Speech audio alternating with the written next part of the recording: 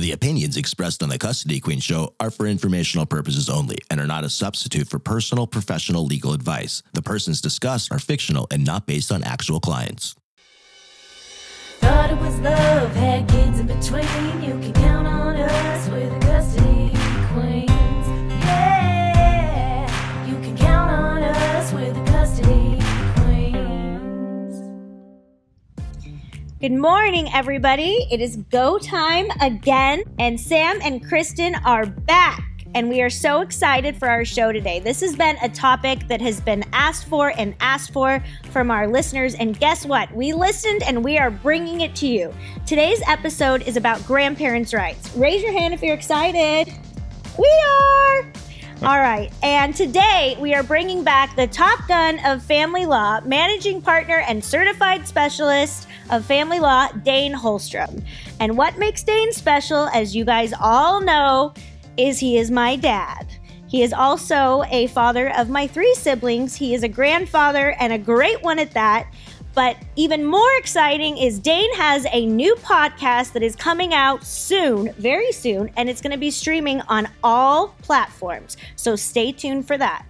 So before we get into grandparents' rights and asking Dayn all he knows, we want to do a little segment that you guys might know about by now. It is a review of the week. So we talk about our highs and our lows. So Dayn, I'm going to put you on the spot. Let us know what your high and your low is for the week. Oh my goodness. High. That was actually a pretty cool one. I get hundreds and hundreds of emails a day, and I opened up an email, and it was just a notice from a particular platform online that said that I had a recent review. And I looked at it, and even though they credited the review to me, which was cool, and the client was very, very, very, very happy, what was really cool about it to me was that particular case was such a team effort, and so many people worked on it, and so many people did a good job and got a great result for the client. That was my high, absolutely my high. What about your low? A little more somber. I mean, we're going through a lot of stuff, obviously with COVID and everything right now, and one of our very, very long time, very dear employees is really struggling with some of the effects of COVID, and talking to her about her struggles was probably my low point for her. So, and that's something that's affecting everybody, and we talk a lot about it on our show. And I think Sam and I have shared it couple months back in our previous episodes that's something that we've been struggling with too. So Sam, now it's your turn. What was a high for you? I'm on the spot. I think Kristen and I probably share our high of the last week. We had a great win in court. A lot of hard work went into it, and we got the absolute result, not just that we wanted for our client, but that we needed. So that was really a lot of hard work and that was great. That was months and months of preparation, and probably 6-7 people working on that. Yeah, not a lot of sleep. My low, they were out of Chompy's bread. I do something called toast time at the office. I eat a lot of toast, but no, my low for the week would probably be locking myself out of my house again. I can't learn. I don't know why I can't learn. I think it goes back to I'm so focused on work that I'm very aloof in the rest of my life, but I keep locking myself out of my house, and now I've become this very skilled, I can break and enter pretty good now. So, but it puts me back. So if I'm late to work, it's because I locked myself out again. And this week I locked myself out with my dog without a leash, and it was a mess, but I got in. If I could tell you guys how many texts I get from Sam, at all hours, usually in the morning, and it'll read something like, I locked my keys in the car and locked them in the garage, and I have no phone and I'm locked out. And I'm thinking, how did you actually do that? Again, and I just can't figure it out. Yeah, it's kind of like missing the same exit, when you're going to work repeatedly. Sam does that with her car keys quite often. All right, Kristen, what about you? To be honest, I think there were more lows in the last week than highs, but there's always a few highs. But yes, a high that we had was the great win, and this was a true it was a, kind of a case that Sam and I have been on together for a while, and it was really, really good. And the outcome was so great for our client. She got sleep, she got peace, she got to be back with her kids, and it was just great, because I know it was a really hard last few months of the year and holidays for her.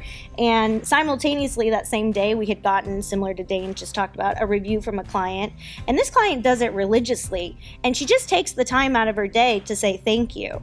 And I think the highest part of my week is on a case that Sam and I have had for years. I'm not going to say how many, but a very long time.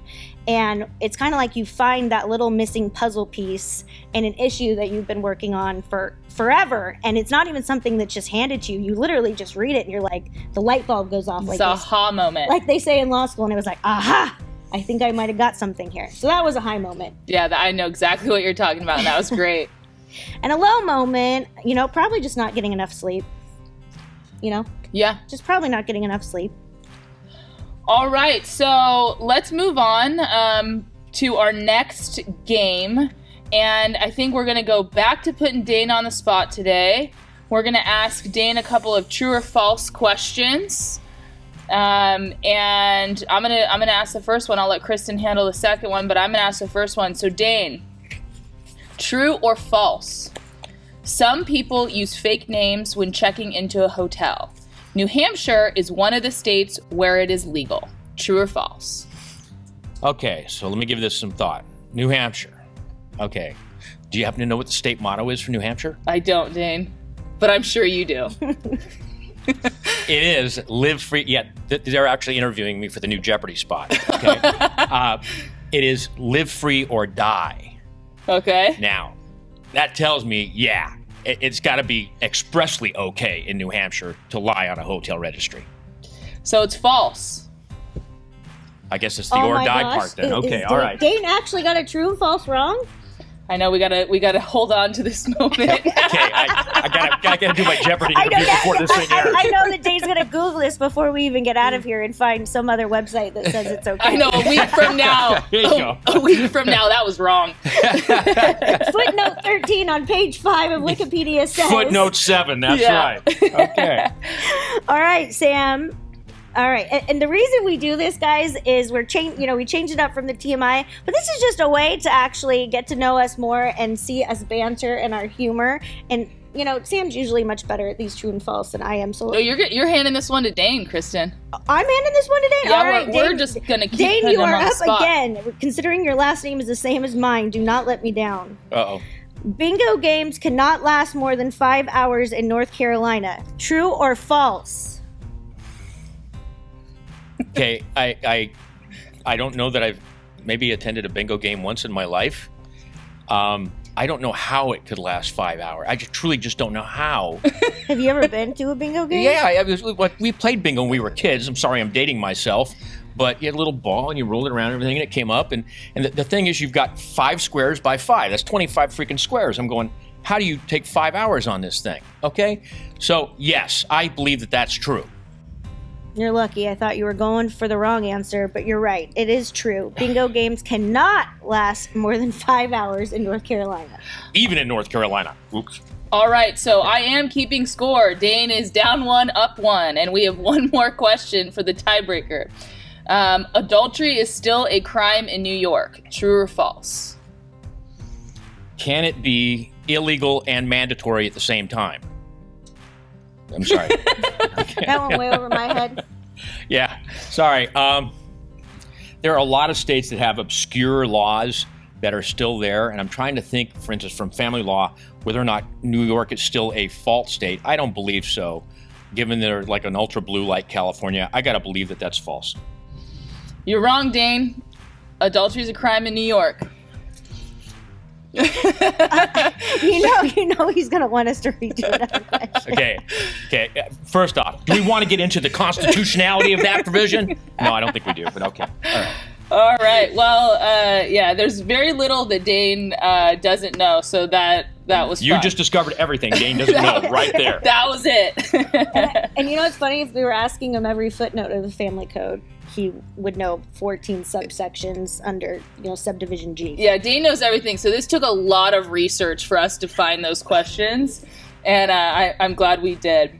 That was fun. Okay, so now I think it's time for us to do our segment, Divorce Wars. This is where we listen to a hypothetical story.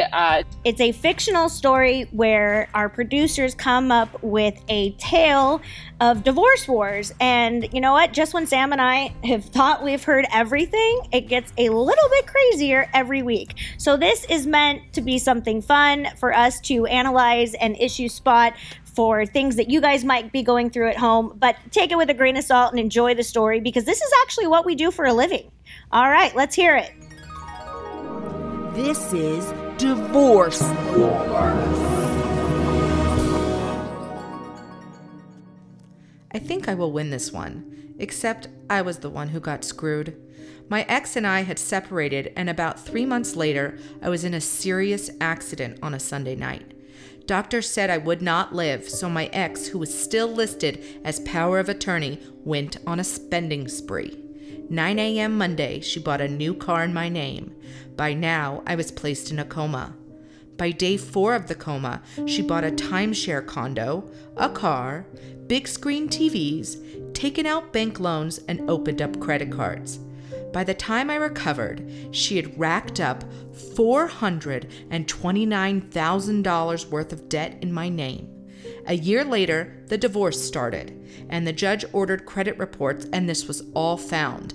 Long story short, I still had to give her a truckload of money, but she got handed the debt. She filed bankruptcy and only spent 6 weeks in jail. All right, so there are a ton of issues, and I don't think we have time for all of them in that, but let's start with just going through a really brief description of, community property versus separate property. So when a court is going through and dividing property, the first step would be to characterize it. There's separate property and there's community property in California. Separate property is generally defined as property acquired before marriage or after the date of separation or by gift or bequest or inheritance. And community property is anything that you acquire during marriage from the time that you're married until the time that you're separated. Yeah, and depending on when the property is acquired and the source that it was acquired with will depend on whether it's community or separate. And if you have a question or if it was purchased with separate property funds and then it was commingled, which is mixed together with community property, then you should probably be calling an attorney. But another issue that I heard in that fact pattern that was just given to us is something that's coming up a lot right now. And that's, what do you do, or Dayn, what happens when you are still legally married and you may be separated, there may be a petition filed, but you have not changed your power of attorney or appointment for medical decisions? Absolutely. That's a huge point. That's exactly what I was thinking, Kristen, the point that you raised, which is, hey, you've separated, but you've still got this legal document, a power of attorney, for instance, or a advanced health care directive in California that provides medical care instructions for you. And it says, hey, if I can't speak for myself, let this person speak. And this comes up a lot when we're doing intakes with new potential clients. And they come in and I'll use whatever husband-wife role that comes in and says, I say, do you have a living trust? And they say, yeah, I do. And I say, who gets everything under your trust if you die? And they go, oh my goodness, my soon-to-be ex-spouse. And do you have an advanced healthcare directive or a power of attorney? Yes. And who has control over all of your assets? Oh my God, my soon-to-be ex-spouse.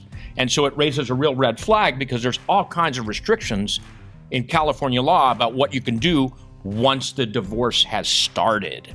And so sometimes some of the divorce planning is, hey, get rid of those things before you start the divorce and or replace them with what you want to see now. Sometimes in an amicable divorce, it's not a big deal. People handle it. It becomes a deal when somebody goes through a traumatic event like a car accident or their life is actually at risk. And one thing real quick, Sam, is in light of COVID, in light of this pandemic that we are going through, one thing that I've kind of learned is you can't plan for everything. And I have had a lot of conversations with people where divorces are taking significantly longer than they were 4 years ago. The average divorce, I would say, is a minimum of a year, if not 2. So if you haven't taken steps to protect yourself, financially and personally, or to change policies, and there are rules on that once the divorce is started, or change your medical directive, you are asking someone you may have been separated with for a year, 2, 3 to make medical decisions for you. Yeah, and I think that brings up a really good point. If your attorney isn't giving you advice regarding these kind of ancillary issues, you probably need a new one. But really, I think this fact pattern to me illustrates that facts that may not seem to have a direct effect on your family law case actually do. We normally don't think of, going to the hospital as having a direct effect on your family law case, and it does. I had a point I want to add to the point, what you just said, and it's true. The fact pattern that they were describing says she was in a car accident, or she was in a car accident and came out. One of the cool things that's very important for an attorney to tell a client is, hey, what is the date of separation that Kristen was talking about? And that's this. What happens if the person comes out of the coma, they try to reconcile, and they work on their marriage? Guess what? You just effectively ratified all of those transactions, because during the marriage, each spouse has equal management and control of all the stuff. So they can go out and buy stuff and have it, in theory. There's other exceptions. I'm not making a too global of a rule. But if you break up and then get back together, your date of separation hasn't happened until you break up again. So it's the last date of separation. Exactly. And last thing is, there can be some potential criminal consequences to your actions, even when you're going through a family law case. There's a lot of crossover issues, and domestic violence is one of them. We've touched on that briefly, but your actions can get you arrested and prosecuted as well. We hope you live happily ever after divorce. Ain't that the truth?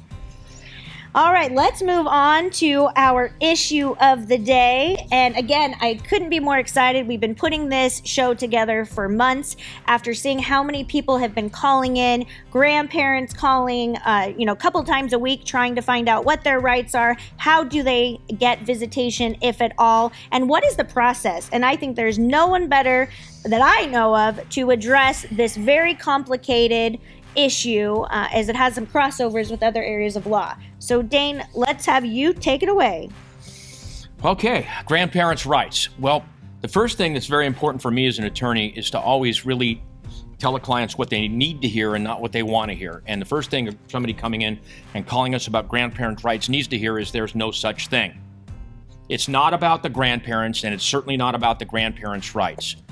I am not trying to dissuade grandparents from perpetuating and fostering a relationship with their grandchildren. I simply am helping all grandparents and parents understand the respective roles that the courts and the law assign to this. And what it's based upon is what is in the best interest of the child. And that's the number one thing courts look at when they're trying to figure out, should we allow any third party to visit, even a parent, not a third party, but a parent. What schedule do we use? Is it based upon father's rights, mother's rights? No. It's based upon the best interests of the children, and that's what we're talking about.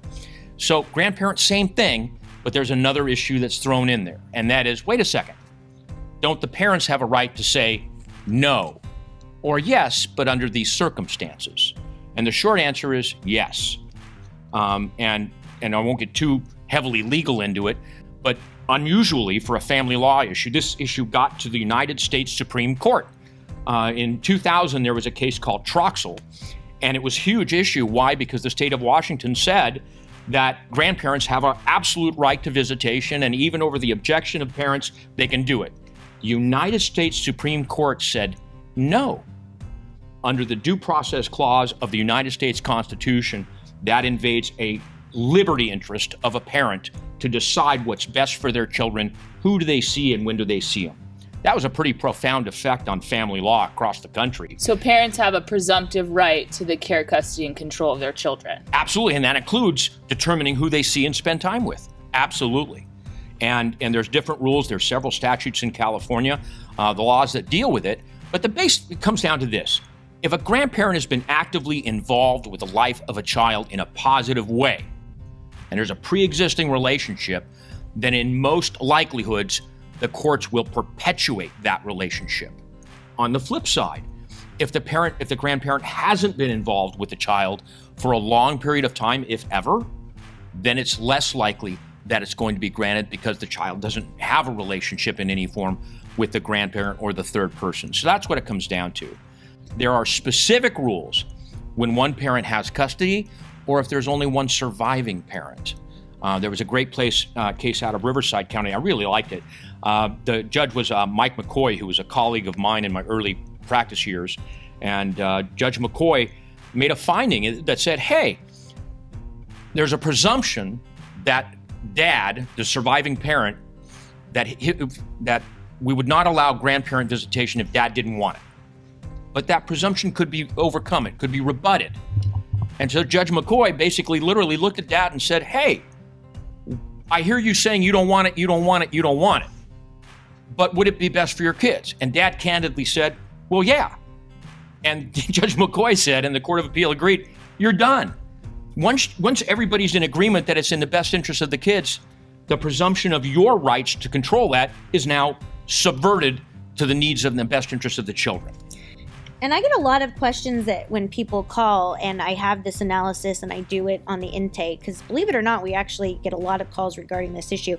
And people ask me, Dayn, what establishes or defines a pre-existing relationship? Do you have some guidelines for people of what you would need to show the court with that?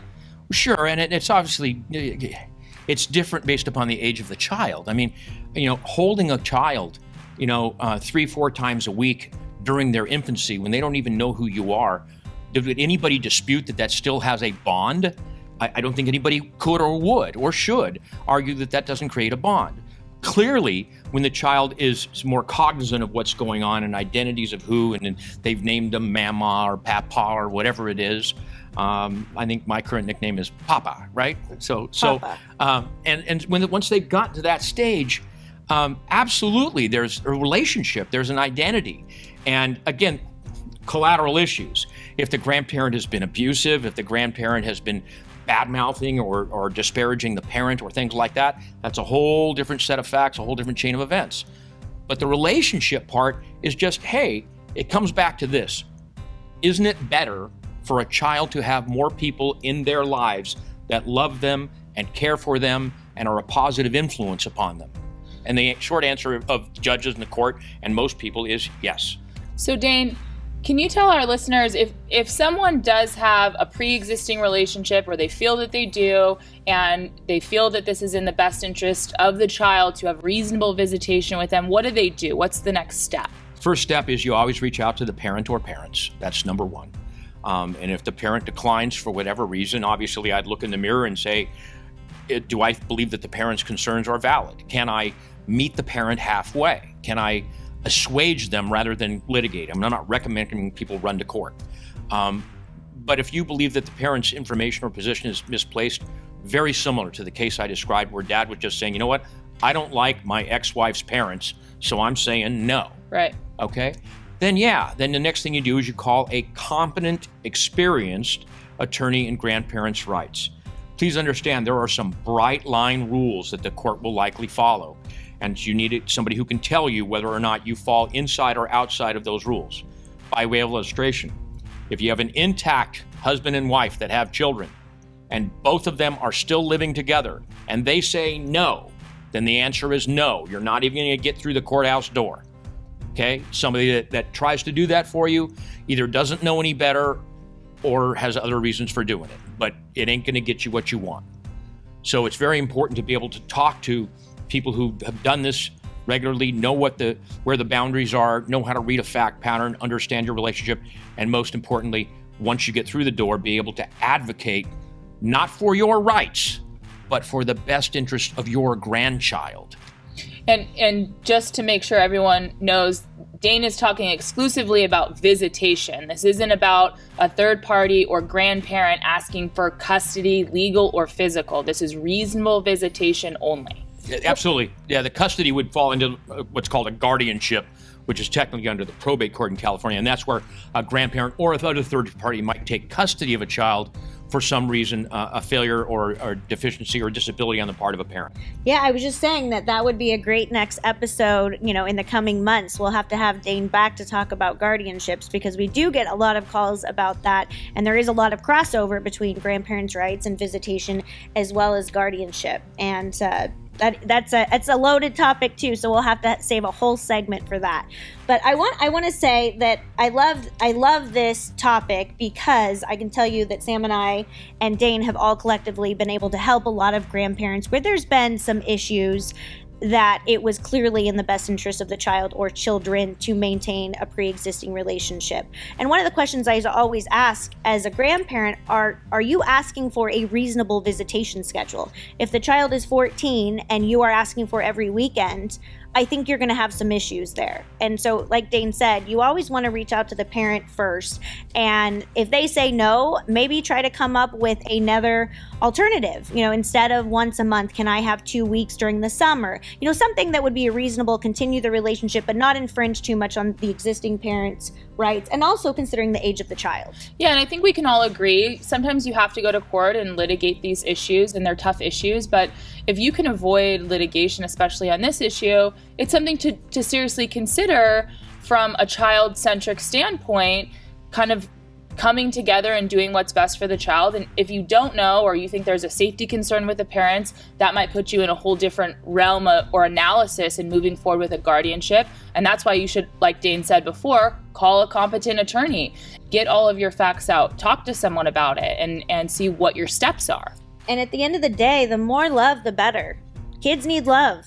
Kids need all the love they can get. So if you have a grandparent that wants to be part of your child's life, make sure it happens. It's tough these days. There's a lot of limitations and, well, not as many sporting events as we're all used to, but, you know, make it happen. Zoom, call, I can tell you that my dad next to me, Dayn, dressed as Santa for Christmas because we all did our own individual Christmas on Zoom. My 6-year-old caught it pretty quickly that, you know, Santa was wearing flip-flops and she noticed Papa's glasses. But, you know, that little 4-minute phone call made all the difference in my kid's day. So make the time, do it. But I do have one last question because I love these little Facebook things that go around. And yes, Sam's much more akin to Instagram. I'm still kind of an oldie but goodie with Facebook.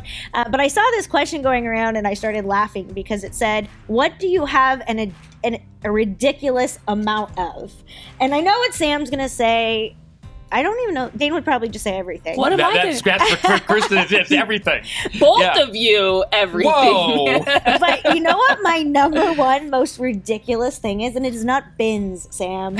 I love bins. I do. I have an obsession with bins. I'm thinking about them now. No, I have an obsession with bags. Tote bags, travel bags, backpack purses, grocery bags. And you know what the best part is? I have about 40 grocery bags. You know, even the ones you buy, that you take in, every design. I have about 40 in my car, and you know that I've never made it into a grocery store. Are those bags in a bin?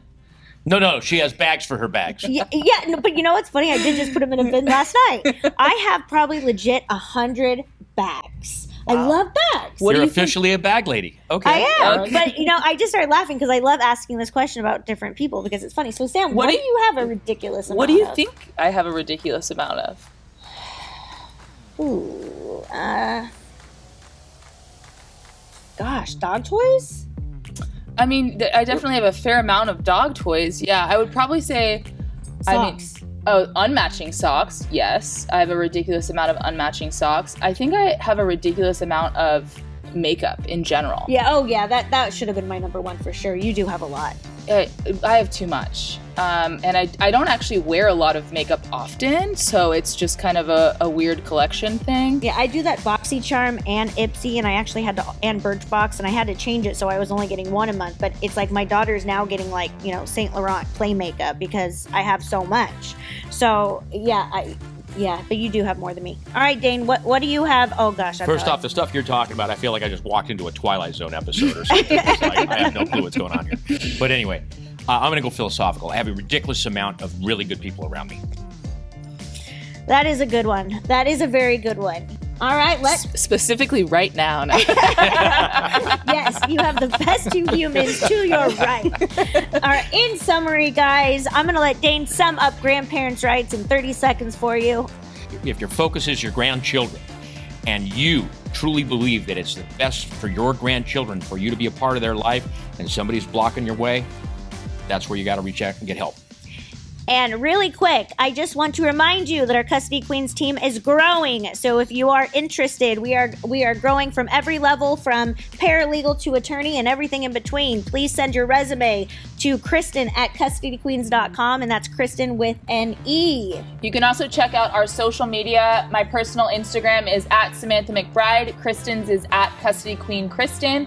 You can also look at all of these episodes, this episode and any episode we've done, on CustodyQueensOnAir.com. If you guys have questions, please head out to CustodyQueens.com, fill out an inquiry form for us, or you can give us a call at 1-800-419-7772. That's 1-800-419-7772. And we will have a blog about grandparents' rights on CustodyQueens.com. So if you missed any information from today, or you would like to schedule a consult with Mr. Holstrom, myself, or my favorite blonde, Samantha McBride, you can call us at 1-800-419-7772, or you can go directly to our website and fill out a form. And remember, Let love rule.